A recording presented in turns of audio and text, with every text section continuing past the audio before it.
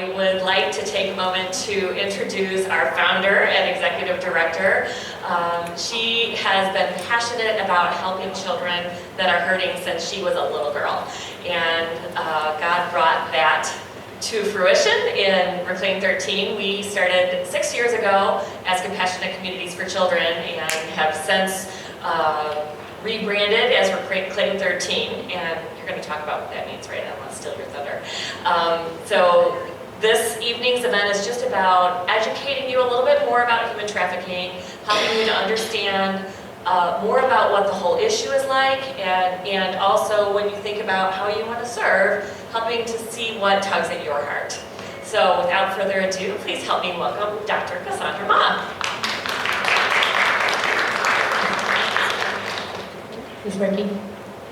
Thank you all for dedicating your time to be here. I'm so excited to see so many that I know and that I don't know as well. So one of the things that these ladies didn't talk about, and I'm just going to brag on them for a second, is we have the most amazing community. I truly believe we have the most amazing community. Our model that you'll hear about is all about transforming relationships. And you'll hear that in the clinical model that we use with the girls that we work with.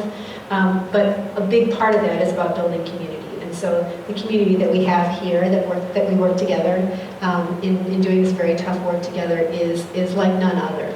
And that's what Jenny's role is to build our community. And that is what our volunteers are about, is really a community. So one of the things that's exciting to see is our volunteer teams when they get together to meet and to work and whatever that may be. They're excited to see one another. You know, we share lives together, and it's a beautiful thing. So I'm excited for all of you to join that. So, all right. So tonight, what we're going to talk about is the specific part of human trafficking that we address. So human trafficking is a large issue and covers a broad area. The two specific areas that primarily, when you think of human trafficking, that we refer to are labor and sex trafficking. So what we're going to do tonight is really hone in on the sex trafficking part of the human trafficking picture, but then we're also going to look more specifically at the part that we, again, focus more on, which is the commercial sexual exploitation of children, the minor part of the picture. We do work with adults who are trafficked as well, but you'll see from our model why it's so important for us to understand the child part of things. So just to give you, how many of you have attended a human trafficking talk before? A few of you, not that many. Okay, so let me sort of start at the beginning and talk with you about what the definition of trafficking is. So you'll see up there, trafficking in persons and involuntary servitude, which is a fancy word for human trafficking. It's to knowingly recruit, entice, harbor, transport, provide, or obtain by any means another person, intending or knowing that the person will be subjected to forced labor or services. So when my kids were very young and I was trying to explain to them what I did, and before that I was a clinical psychologist, and that's hard to explain. So, but human trafficking is even harder to explain to young children without traumatizing them. But the way that I would talk with them is really just this, which is I would say that there are some adults in this world who, most adults love children. Not I'm talking about children. Most adults love children, and most adults are caring of children. But there are a few adults who don't, and those few adults make children do things with their bodies that they don't want to do. And that kind of covers really labor and sex trafficking in a nutshell. So that is what we're talking about today. What's important to understand about trafficking is it's not just about the bad guys or the traffickers and the victims of trafficking. It is really about a system, and that systemic perspective is important because we all participate in a system, our culture, our society. And to understand that, then, we can also, to flip that around, understand that we also have a part in changing that system. And that's what we endeavor to do at Reclaim13. So the system of trafficking is up there. So there's three primary parts of that system. There are the traffickers, okay, so you see up there, and I'll go over them in a little bit more detail, but the traffickers, the victims, and then the beneficiaries of trafficking. So the traffickers, to start out with the traffickers are driven by economic greed. It is an industry that we'll talk about in terms of extraordinarily profitability on the backs and lives of human beings. And we're going to talk more about the risk-benefit analysis. We're also going to talk tonight about the trafficking victims and what makes an individual much more vulnerable for trafficking. And then we're also going to talk about the beneficiary part. And the beneficiary part is the part that I think that we all can, to lesser or greater degrees, participate in. And it's not to make anybody feel bad, but you know, the beneficiaries of labor trafficking, for example, when I'm thinking about going out and buying something like a cheap pair of boots, let's say I want some cheap pair of boots because I want some cute boots, I go out and I buy cheap boots. I have to think about the fact that I may be able to get that awesome deal because somebody overseas is making that for me, and it's on their backs and their bodies and their lives that I'm able to get that cheap product. So we all can participate in trafficking in a sort of indirect way in that way. So the beneficiaries of traffic really have to do with host country attitudes, and we're going to go over that in a second, and the demand. So I just want to kind of lay that out there. So let's just sort of dive into this. So again, the part of human trafficking that we're talking about, the fancy term is commercial sexual exploitation of children. You probably heard of it as sex trafficking. That's kind of the common term. The other term that you'll see out there is domestic minor sex trafficking, when it refers to trafficking that occurs here in the United States. So when we talked about that system piece, we talked about the traffickers part of this system, and I want to talk about that for a few minutes. So from the trafficker's perspective, the thing that you have to understand from a trafficker perspective is that this is not, this is very much of a business model that makes a lot of sense when you think in these terms. That for trafficking, it is an extraordinarily profitable industry that the International Labor Organization, as of 2017, quotes that just came up with a number of $150 billion worldwide gained by human trafficking. So one of the things that kind of hit me recently, and we share about, is that when we started, and you said we started 6 years ago, when we started, we talked about the profitability that came out of human trafficking. The number that all people quoted was $32 billion. Now 6 years later, really just 5 years later, since it was 2017, it has risen to $150 billion.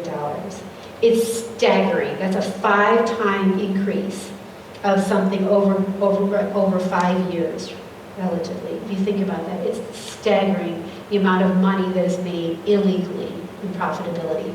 But it is also something that has a very little consequences from the perspective of the trafficker. You can see on our Facebook, and I encourage you to go there, some of the stories of recent traffickers who have been convicted and who have been given jail time. And those are great stories. But somebody quoted the statistic that only 1% of traffickers are ever convicted. And we hear from our law enforcement partners that trafficking is an extraordinarily difficult crime to convict for a lot of different reasons. Number one, because it's very hard to get the victims to testify, so then you need to get all sorts of evidence. There's a lot of other complicated reasons, but it is a very difficult thing. So from the mindset of the traffickers, this is something that makes a lot of sense from a profitability standpoint, and the likelihood that I'm going to get caught is very low. So it makes a lot of sense, and is part of the reason why this is such a staggeringly growing industry. All right, so let's talk about exactly domestic minor sex trafficking. Again, focusing here in the United States on the part of trafficking that we address at Reclaim13. So domestic minor sex trafficking is the acronym DMST. Amy referred to this before, but the reason why we're called Reclaim13 is because the average age of a child is first inducted into trafficking is only 13. The numbers of human trafficking victims worldwide is 20.9 million. 4.5 million of those are sex trafficking. And when you look at that number, most of those victims are actually adults. But when you peel back the layer, what's important to understand is that most of those adults, by far, started in this industry as children. And that's a really important point that we address in terms of our thinking about victims, because it's oftentimes easy as society to judge women, or be gendered a little bit, women or men, people who are engaged in prostitution. Oftentimes we can sort of cast judgment upon them because they seem to be doing this of their own free will. But when you understand that this is something that individual started as a child, and a very vulnerable child at that, then it's easy to understand something that I hope that we all get at the end of this evening, which is that if any of us had the lives that these kids had, and with the circumstances that were presented to them, all of us would make the same choices that these kids made. So that 13 is an important number to us, and Amy's going to come up and talk about something that we're doing about that 13 number. But all trafficking involves fear and coercive control. I'm going to go over that in a little bit. And then the other misconception to break just now is that most people say, are these children brought over from other countries, and are these individuals? And the answer is no. that most of our victims here are actually American children. Unfortunately, we have the demand as well as the supply here. So let's go over then the culture. I remember in that system thing, we talked about the different pieces. And so the host country, if you will, our country, where trafficking exists, trafficking looks different depending upon what the host country's culture is like. And so to understand what domestic minor sex trafficking looks like, we want to understand what our culture is like. So when we talk with children in our prevention program, we talk with them about how the concept of what community looks like and what friends are is very different. When I was growing up, my friends were the people that I hung out with. We did things together. We had common interests. Our families knew each other. My parents didn't really always know where I was, but for the most part, parents usually know where children are at, and that was what a friend was, right? But nowadays, our kids are growing up in a culture and a climate where a friend is no more than somebody who somebody gives you a request and you simply click on that and then they become your friend. And in fact, the way that traffickers will find kids is through the friend of a friend. So kids these days, the definition of friend, our definitions of community are entirely different. The boundaries, the sort of walls that we put up in terms of who are friends, who are not friends, are entirely dissolved. That makes it very difficult, much easier, I should say, for traffickers to sort of get into the lives of children because of this sort of erosion of what the definition of friends are like. The other thing that's interesting in our culture that feeds into the fact that this is such a growing problem in our country is that we have very much, if you look at any of our media, any of our movies, any of our TVs, YouTube, any of the things that our kids are looking at, we are a culture that is steeped in violence, a culture that is steeped in value abuse, and a culture that is flooded with sex. The average age in which a child first views pornography is only 8 years old. So for those of you who have children and you can kind of put yourself mindset in the mind of an 8-year-old child, 8-year-olds do not have the developmental ability to absorb and understand the images that they see when they're clicking on those images. So this could be a whole other conversation, but again, what pornography was 10 years ago, 20 years ago, is different than what pornography looks like now. In fact, there's a great TED Talk that you can view that talks about this. That pornography now is very violent, it's degrading, and these are the images that kids see, different from the images that they might have seen even 10 years ago. We're a culture that has a lot of violence. Kids are daily in our communities, about all the horrible school shootings. Our kids are flooded with violent images and violent experiences. The other thing that's interesting about our culture is that we are a culture that very much values youth. If you look at, I was watching TV with my kids one day, and if you look at a lot of TV shows that are out there, the TV shows of these teenagers, and their parents are nowhere to be seen. Like, the parents aren't even a part of the picture. These kids are giving advice to one another, which is really, a poor society. It's created that way. But coming from a culture that values age and wisdom, coming from the Asian culture where like that was what I was taught, it's a very weird thing to me. But the fact that we are a culture who values youth, we always want, people want to stay younger, and we value, like, all of our actresses and people that kids see as role models are younger people, plays into why sex trafficking of minors is so much more prevalent in this culture. So our mission is to end. Oh, that's so cool. I have these slides just so you guys can see. These slides here. Thank you. So our mission is to end the cycle of sexual exploitation, and so I want to sort of take that and help you understand what that means when we refer to that. This is kind of the peeling back the layers. So ending the cycle of sexual exploitation. So for those of you who can see, I can't see that far. For those of you who can see up there, that is the cycle that we're referring to. So the reason why we don't address just sex trafficking, and we say this, we're not just a human trafficking focused organization or even a sex trafficking focused organization. Our mission is to work with victims of sexual exploitation and abuse because of this cycle that we're going to go through. So the cycle starts with a child who is born, sexually abused, is more prone to depression, anxiety, you could be all that attention problems, and then is more vulnerable to further exploitation. So kind of to lay that out in sort of a story format. Maybe I won't be doing that. That work? So every child is born into this world with hope, right? We all believe that. And sometimes when I look at people, I'm walking by homeless people, and I look at them, I think, you are a child of promise. You are no different from any other child that is born into this world with promise, and something went wrong. But God can redeem that. But every child is born into this world with a future and a hope. But childhood can be tough, right? We know that child sexual abuse occurs in 1 out of 3 to 1 out of 4 girls, unwanted sexual contact before the age of 18, and 1 out of 6 to 1 out of 10 boys. And you're hearing more and more stories about that occurring, right? More people talking about that.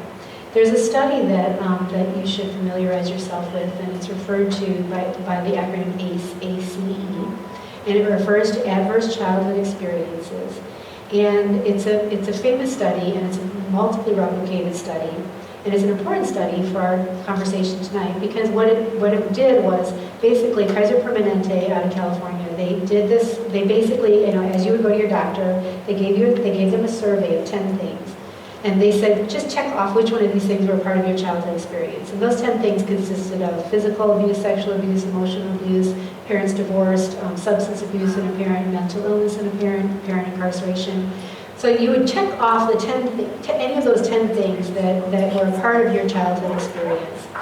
And what they found in that study is that there is a positive correlation between the number of ACEs that an individual endorses and their physical health problems in adulthood. So that when we used to say, and you may hear people saying this, that children are resilient. The truth is that children are resilient. But the other thing that's hidden in that, and sort of that study highlighted, is that children are resilient. They can seemingly bounce back from extraordinary trauma, and yet it does have an extraordinary cost. So that if you were to even endorse 4 or more ACEs, you are more likely to encounter every single physical health problem there is, including cancer, diabetes, high blood pressure, the likelihood of smoking, promiscuity, even premature death. So there is a high price that our children pay when they are traumatized in childhood. And the fact of the matter further is that it's not as if there's like 25% of us that have 1 ACE, 25% of us that have 2, 25% that have 3, 25% that have 4. It is seemingly unfairly distributed amongst our population in that many people, 78% of us, would endorse 1 of those ACEs. So 78% of us would say, yeah, 1 of those was part of my childhood. And many of us, though, would say that we have at least 3 or 4 or more of those ACEs. And it's almost like it's a bimodal distribution of bad things. So some childhoods really are more difficult than others. And of those ACEs that I referred to, sexual abuse is the one that stands out as the greatest vulnerability for child sex trafficking, which is why we address that in our mission. So a child who's been abused is vulnerable to further victimization, not only sex trafficking, but further sexual abuse, rape, any form of other sexual violence. And there's several reasons for that. I just want to, for a few minutes, go through why that is. So a history of prior sexual abuse can lead to a pattern of conditioned submission.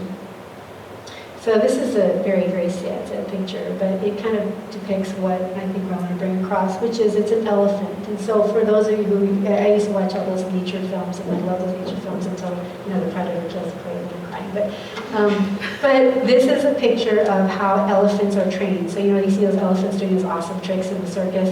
The way that they train them is actually to break them. So what they do is they pull this little baby elephant, pull their legs down, do all sorts of things to show that baby elephant that he has no power, no control over his sort of being. So he has to learn submission. And that's what sexual abuse does to children. It is an experience that tells you that that adult has control over you, and your life, your well-being is entirely in the hands of that adult. Now, we know that that's true for all children. To some degree, all children are in a dependent state. But sexual abuse has the ability to do that because of the violations of the body and the spirit and the soul in a way that no other abuse can. To cope with the horrors of sexual abuse, one of the common strategies that children use is called dissociation. And so there are different forms of attachment. That an attachment refers to the relationship between the parent and the caregiver and the child. Okay, so it's an adult-child relationship, and the way that those two bond together is what we refer to as attachment. And their attachment researchers came up with all sorts of different ways that children attach, from the secure child who's very comfortable, knows mom's going to be there all the time. If mom leaves the room, she knows that the mom's going to come back. That sort of secure attachment is what some of us have. Most of us, though, have some sort of insecure attachment. It's not quite so clear. And for children who have been abused, the type of attachment that they experience is what we call a disorganized attachment. And disorganized attachment looks like, is what creates in children the experience of having to have like a 10-foot antennae to pay attention to what's going on in your parent's life. So that a common example would be to think of a parent who's an alcoholic. And you're a child in an alcoholic family, and you don't know, you have to pay attention when dad comes through that door. You have to pay attention whether dad's in a good mood, whether he's in a bad mood, because that's going to influence entirely the course of your evening. Whether you're going to get hurt, whether you're going to get yelled at, or any of the things that are going to come after that. So children in abuse situations and abusive families learn to pay attention in a way that children from non-abusive families don't have to do, to pay attention to where the adults in their lives are in terms of their moods. And this creates that disorganized attachment because you kind of got to watch, because you don't know whether somebody's coming or going. And it creates a relationship with adults that teaches the child that I don't know what you're going to be like. So there's no consistency in my life. So I don't necessarily know. So when our kids come to us and we start working with them, we have to be extraordinarily careful to be very consistent and very reliable in our reactions and in our patterns of relating to them, because they're watching for any time for us to flip. They have no reason to believe that adults are trustworthy. And so the type of coping that comes out of this type of experience in childhood is called dissociation. And dissociation is something we all do. Dissociation is that thing you did to maybe get here. Some of you may be dissociating, kind of spacing out, if you're kind of like, what is she talking about? But dissociation is something we all do on small levels. But dissociative coping, in terms of a strategy for children to cope with sexual abuse, is something that becomes a pattern way of dealing with the world. And what that looks like is, oftentimes you'll hear sexual abuse survivors talk about when they were being abused, seeing the experience from a distant place. Like oftentimes survivors will say, I saw the abuse happening, but I was kind of like up on the ceiling, I was watching the abuse happening. Or watching them from some sort of out-of-body place. Because I always think of this as sort of a God-given way to help children cope with inordinate traumatic experiences, that they separate themselves out so that they can actually physically, mentally make it through that experience. And this is a quote that I love. It's by George Orwell, and it says, the most effective way to destroy people is to deny and obliterate their own understanding of their history. So imagine if you're going through life, you've been abused, you've now learned how to dissociate and separate out bad experiences. The problem with the human mind is that when you separate out bad experiences, everything else goes with that too. You can't control and pick what you pull out of your mind and what you pull out of your consciousness. And so what happens with children who have learned a dissociative coping style is all the red flags that you need to navigate the world and navigate the dangers of this world also go out the window. So they're not able to pick up on the cues that they need to figure out that this person's a little kind of close, a little kind of creepy. This is kind of like there's something wrong here. They lose all ability to be able to pay attention to those signals because they've lost their history and their historical experiences in the dissociation. So that is why children who have been sexually abused are much more vulnerable to further victimization. And so you see oftentimes in children when they're victims of child sexual abuse, they get further victimized again and again and again and again. And the thing that's so tragic about the relationships with adults is that they learn being abused is a part of being in a relationship. It is just kind of no different then being in a relationship means that I get fed on time. Being in a relationship means I get cuddled when I get hurt.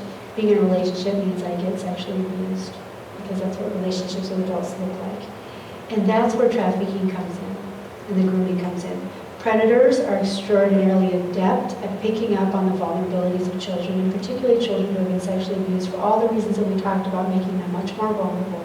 And they exploit that very need for attachment.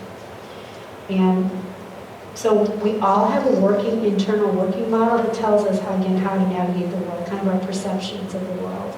And what children who have been abused learn is that in a relationship with an adult, if I do what you ask for of me, then you will love, protect, or care for me.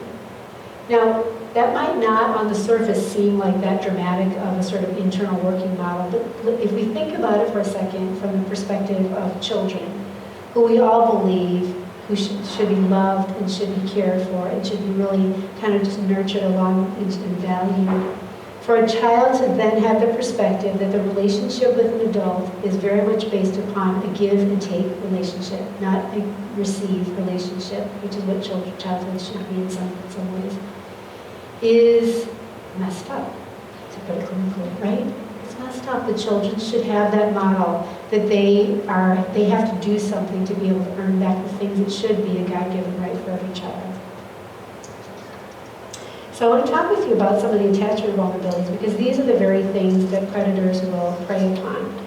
So on the left, you'll see the feelings that come out of sexual abuse, and then on the right, you'll see what the attachment pull, or the thing that the traffickers use to groom, is the fancy word that we use in this industry. We talk about the breaking of the spirit of the child to be able to pull them into trafficking. So if you look, and I'm going to take apart these individually. So if you look at the first one, the feelings of fear and helplessness, it's probably not hard, given what I described to you already, to understand that fear is something that comes out of sexual abuse. The experiences of fear and the experiences of helplessness. Remind me to take that quote off, that doesn't make sense. So the feeling of being afraid all the time, and the feelings of helplessness, because you really don't control your body or many other things in life. So somebody comes along and he tells you, this helpless child, he tells you, you know what, we can make it. We can do this together. And you're that kid, and you see this big person who's telling you that we can do this. How alluring is that for any child who's vulnerable in the world? This adult is now coming along and saying we, for a child who hasn't had that we. And in fact, there's a term that's used that they look at when they look at predator tactics, because one of the predator tactics is to kind of see whether or not that person will go along with the we. And so they'll use things like, hey, hey, let's take a walk over there. And they use that to kind of as a little test to see if that person will follow them, because that will tell the predator that person is willing to go along with them. And so that's one of the tactics that they use to draw kids into. The other thing that, the other feeling then, so the feeling of being alone and lonely. Sexual abuse is not talked about until recently in the media. It's kind of encouraging actually to see some of the people who are coming forward and talking about experiences of abuse and exploitation.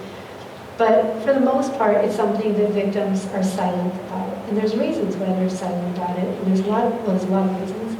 But one is the shame of the experience that the child sort of internalizes, even though it's not really his or her to own. But that's the nature of child sexual abuse. And different from other forms of abuse, child sexual abuse is so insidious because it is an experience that children experience alone. If you think about how the abuse is meted out. Physical abuse, and I'm not minimizing any other form of abuse or neglect, but they have each of them has unique characteristics. And physical abuse happens oftentimes because usually parents who physically abuse, don't have any problem with abusing their kids in front of the other kids. So they have that experience of having other people around, emotional abuse as well. But sexual abuse is done in private. And so that feeling of loneliness and aloneness is very much one that children experience from sexual abuse. So the trafficker comes along and offers the child protection. Protection, you're no longer alone in this world. It's not hard to understand that any child would jump at that if you're alone in the world. There was one of the first girls that we worked with was, she was 22 when she came to us, and her family had called for help. Her trafficker had trafficked her across the country. She escaped from him. He came over here with his guys, and he beat her, he drugged her, he raped her, he brought her back on Amtrak to the country, to the state where they were at, and trafficked her again. And I didn't bring that up. But that was something that for her, when we were sitting down and talking, one of the first things she said to me was, I was a lockout kid since I was 9. And what a lockout kid means, locked out is actually the term. The locked out child, the other term we use in this country is throwaway child, terms that should never be used in any country to associate with a child, means that that child was not wanted by anybody. Not wanted by not on any sort of missing child registry, not reported by any parent to the police. So nobody's looking for that child. And we have many, many of those kids here in this country. And so it's not that hard to understand that when you're alone in the world, you're little, you're in Chicago where it's freezing out there 9 months out of the year, that it's very attractive and any child would take the opportunity. When an adult comes along and offers you protection, any child would take that. The other thing that comes out of sexual abuse is a feeling of doubting oneself and mistrusting others. It's kind of not that hard to understand, right? You've learned already that adults are not trustworthy. But the other thing that comes out of these experiences is that as a child, when we sort of develop that internal sense, we call it our gut, right? The Holy Spirit. We develop that sense of, like, this is what this is. We kind of navigate the world by people. This person feels like a nice person. This person feels like something's kind of off about this person. That sort of sense. The children who have been sexually abused have been given so many messages that they should be able to trust themselves and trust their gut. Right? Because a person that's supposed to love you and supposed to protect you, and maybe you hear your friends talking about how wonderful their parents are, is also somebody who's doing something that really, really hurts on so many levels. So doubting yourself is a very common experience that survivors have. And so somebody, again, comes along, offers you what looks like caregiving control, and telling you where to go, telling you where to stay, giving you advice about this, taking care of this for you. It looks like caregiving at the beginning, and it looks like very attractive caregiving when you're a child navigating the world alone. But it soon becomes control, because now somebody's telling you what to do, when to eat, when not to eat, when you can't eat, what you need to do, and who you need to now go and have sex with. And then the last part that is probably the most blatantly obvious with trafficking in terms of the grooming is that feeling when a child has been sexually abused of the fact that my body is only good as a sexual being. That's who I am as a child. It's one of the crude things that our kids will say to us is that he said to me, the trafficker said to me, I was giving it away for free, so why didn't you make some money doing it? And again, coming at this from the mindset of a child who's been sexually abused, it's not that big a leap if you've already been sexually violated again and again and again, to then now go into something where this time you actually might get something out of it. Even if that getting something out of it is not the money, but the fact that you have a place to sleep that night, right? So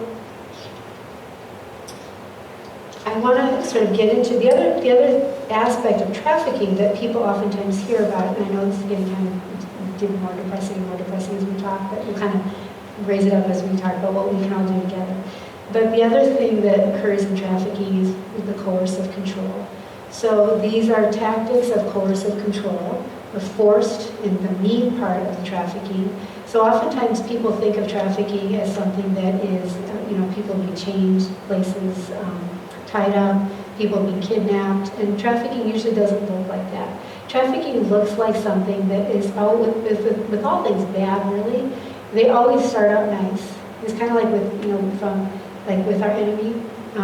It's something that always presents nice and pretty at first, a nice relationship, a nice guy, the person's going to take care of me, the person's going to finally love me for the first time, and then it grows dark.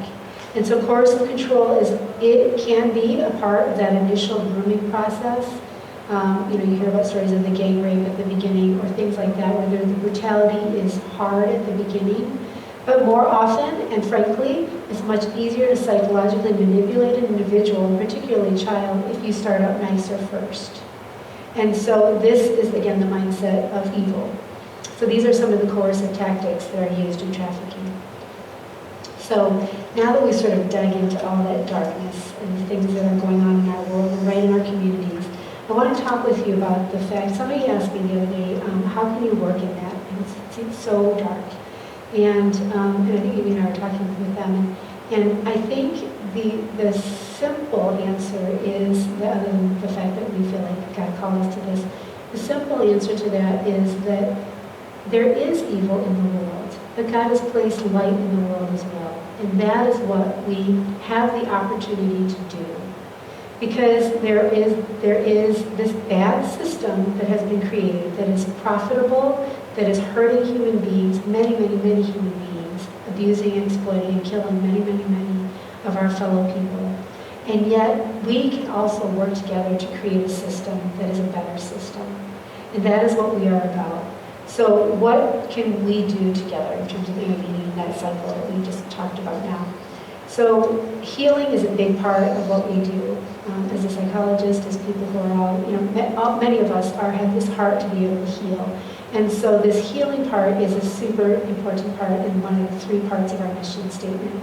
And so the healing that we do comes in sort of 2 major forms, but in sort of other smaller forms as well. So many people have heard about Cherish House. Cherish House is a safe house which serves girls victimized by trafficking between the ages of 10 and 21. We offer them holistic healing in the safe house. It's in an undisclosed location. It's safe and secure. We have a security system, so the girls can feel safe and know that there are bad guys who are not going to be able to hurt them and get at them. We also offer all sorts of individual counseling. Each of the girls has an individual therapist. Our therapists are all licensed therapists who are highly qualified and trained in trauma. We also have group therapies that go on throughout the course of the week. We also offer them homeschool education, so they all learn together. Most of their day, in fact, consists of school. And just a little secret, so they figure this out, but we don't take a break during the summer. Our kids go to school during the summer. It's just frankly easier than coming up with another program for them. But they go to school during the summer, but they love the fact that they can be homeschooled because they actually can go through school faster than their peers. They can conceivably finish up. So we've had several girls already finish high school. We've had a couple girls go on to college. So education is a critical component of what we need to do, especially for girls. Girls have to be educated to be able to survive in this world. So that's a crucial component. We also then teach them life skills, and then they just do all things because our mission is to help these children reclaim the childhoods that were taken away from them. They do all sorts of fun things. So these are girls, teenage girls, as you might imagine. So we have nail polish galore. I can get a manicure every time I go to the house if I want to. They love putting on makeup, even if nobody's going to see them but themselves. They makeup all the time. We've done Cherished House Top Model. They've taken the mattress down the staircase. They do all the things that kids do. Water ball fight or water balloon fight. Excuse me. And so it's a beautiful community. The staff have created a beautiful community for these girls to heal. And so we work with, some people ask oftentimes, how do we get the girls? Our girls are recovered by law enforcement who do the tough part of recovering kids, which means finding them, getting them to safe places like Cherish House. And so we work very closely with FBI in particular, but local police departments, sheriff's departments, and they recover the girls and then we bring them to Cherish House. And so together we work with law enforcement in a very collaborative way to create that system that we talked about, that healing system. The other part of our healing mission is to mentor. Not every child can come, not every child wants to come to Cherish House, but not every child can come, and we also work with adults as well. So our mentoring program is about providing every aspect, is ideally about providing every aspect that we can, everything that we can possibly find them in terms of resources or things that we can offer to be able to help victims of sexual exploitation or abuse to be able to start a new life and heal life. So that's what our mentors do, and they do a beautiful job. We have a young woman who called our hotline this past weekend, an 18-year-old, who was just escaping a very violent end, so needed safety, and so that was the first step. But the next steps are she called me today, she told me she wants to get her high school education. She's now 19, it was literally her birthday a few days later. She told me, she said, I don't want to get a GED, I want to get my high school education. So we can help her do that because we have a homeschool curriculum. But so helping people start a new life after that, and most importantly, helping them to find community amongst people who are loving people who will care for them is what we do in our mentoring program. The second aspect of our mission is to provide education. So this is, if I can take you conceptually for a second from our organizational standpoint. So healing is super important because there are victims every day that are being victimized by these predators, and we want to be able to be about protecting them and healing them. But as an organization, we decided early on that it is not okay if we just do healing. I don't mean to minimize that by any stretch of the imagination, but I want to sort of paint for you the picture that healing is akin to sort of coming out after the traffickers. In terms of our mission to really end this thing once and for all, healing positions us behind the traffickers, behind the bad guys, and sort of picking up the pieces that they leave behind. These broken human beings, these broken lives. And we love that part of it, and that's important. But we need to, as a community, to change the system. We need to get ahead of this problem. And we need to be able to reach into the lives of very young children, as young as preschool-age children, because we know children as young as preschool are getting sexually abused. We need to be able to reach into the lives of children to be able to protect them, help them understand what this evil is, and help them to protect themselves or if their families to protect them so that this does not happen in their lives, or if it is already starting to happen, that they can reach out and know that they can get help. And we have had through our experiences and our exposure with children in schools and community centers, children coming forward and saying, when we talk about what abusers look like, saying, that's my daddy does that to me, my mommy does that to me. Sad things to hear out of the life of a little baby child, but good to know that they now know that this is not okay. So they no longer have to live in the silence that many victims have to live in. So that's what our education program is about. The other part of our education is exactly what we're doing here, which is being able to educate the public. Because through these types of experiences, people in different walks of life, we can all have our eyes open for victims that are right in our midst. We got a call a couple months ago from a school social worker who recognized the signs of trafficking in one of the girls, who recognized that one of the girls in their school was being truanted, she was actually grooming or taking another child out of school during the day to be able to traffic her along with her being trafficked. So he was able to recognize those signs. So the more that we can sort of educate people, the more of us that are aware and have our eyes open to the fact that this occurs right here. It's not something overseas. It's right here in our midst, right here in Perfect Church, right here in other churches, right here in our communities. And we can know, Orland Park Mall, for example, is a huge hotspot for traffickers and look for kids. So just to know this is happening right here is important for us to be able to truly end this problem. And then the last part of our mission is to be able to engage. So we don't want to be just about giving you the tools for awareness and being able to. We want to, because if all of us have something to give to this problem, all of us can do something, no matter what your skill, gift, talent, time frame is that you have available to give to this problem. And that's what Jenny is in charge of, and we have put a lot of time into how can we truly make opportunities for everybody to get involved. And one of the stories I like to tell, because I was our first volunteer, one of the stories I like to tell is my own experience. Because sometimes people say, you're a psychologist, so yeah, it kind of makes sense that you could do something about this. And the truth of the matter is that when I was in the same position that you're in, trying to learn about this, trying to figure out how I could get involved, I met with every single organization that was existing that I found at Google and met with them. And basically was told, no, there's not really a place for you, there's not really a place for you. You can help us fundraise, you can do this, but there's not really much for you to do. But be aware. Which is why we don't say we do awareness. So, and I met with this one person who runs a safe house in another country. And I said to him, there's so many people that are hearing about this. Like, imagine if all of us got together and we did something. Imagine all the energy, the passion, the skills that people could pull together to make a difference and truly, truly change this. And he looked at me and he said, I hear about these volunteers, and he said they're well-meaning, and he said, they're well-intentioned, and And, you know, they want to do good things. He says, but, you know, when I hear about all these volunteers and these volunteers wanting to get involved, I just want to say, shoot me in the head. Because the best thing the volunteers can do, this is a dangerous area to work in. If you don't know what you're doing, you're going to get somebody killed. The best thing the volunteers can do is to give money to organizations that know what they're doing.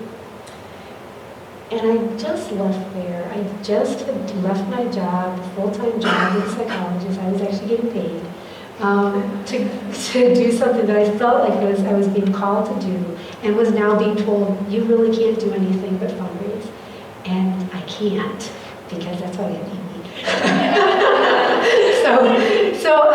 It was one of those moments of those wrestling with God moments that, I don't know if you have that, but that moment of like, how is it that you can call me to something that the only thing I can do is something that I can't do? And full circle, that's not the case.